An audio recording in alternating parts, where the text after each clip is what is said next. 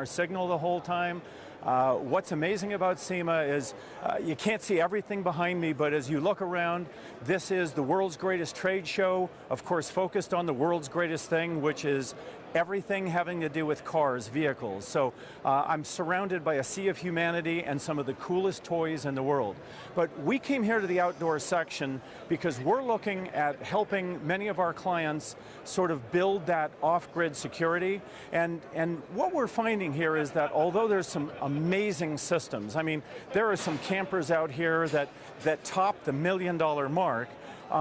I'm really more focused on how can I help people on a reasonable budget, starting at $100 or $1,000 and going up to anything they want to spend, build an off-grid vehicle that will actually function. And so what we're really doing here is not so much trying to line up with systems, we're trying to line up with the nuggets that we find here and there. And one of these nuggets is right over here. So as you look, take a look through here and you're going to see there's an air compressor that's underwater. Now, for a lot of people, they don't really sort of get the significance of that, but if I can take an air compressor that can get my vehicle back on the road, it means that I don't have to worry about where I put it. It doesn't have to take up valuable real estate inside my vehicle. I can stick it on the bottom of the FJ, make it function, and I don't care how many times it gets wet. It's just going to work and give my clients that peace of mind that no matter where they're going to get there and their equipment's going to work. So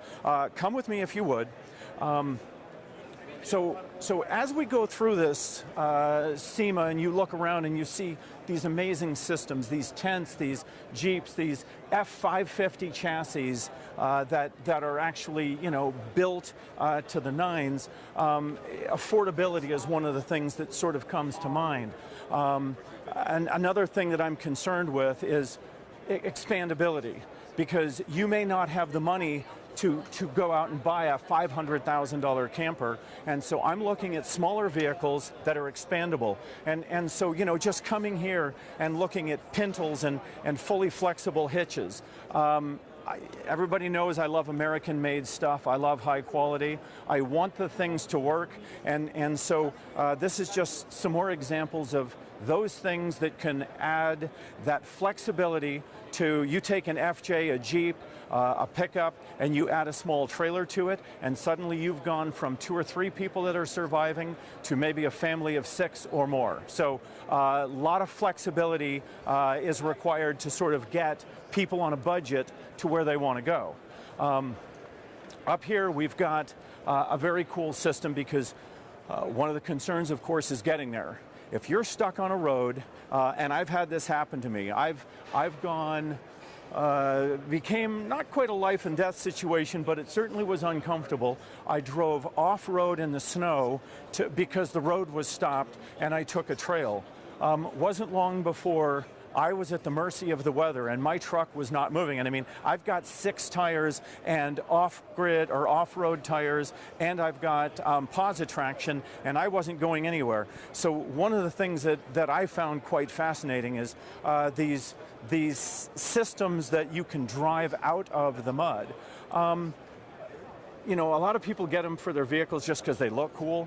I really couldn't give a crap about the aesthetics of something. I'm always about function, and these are some of those functional things that you can throw in your vehicle, and it doesn't matter if the temperature is below 0 or 100 degrees, it's sand or snow, you're getting out of where you're trying to go.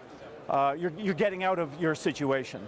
Now, Dometic, just as an example, one of those companies that builds really cool what I would call RV and glamping equipment.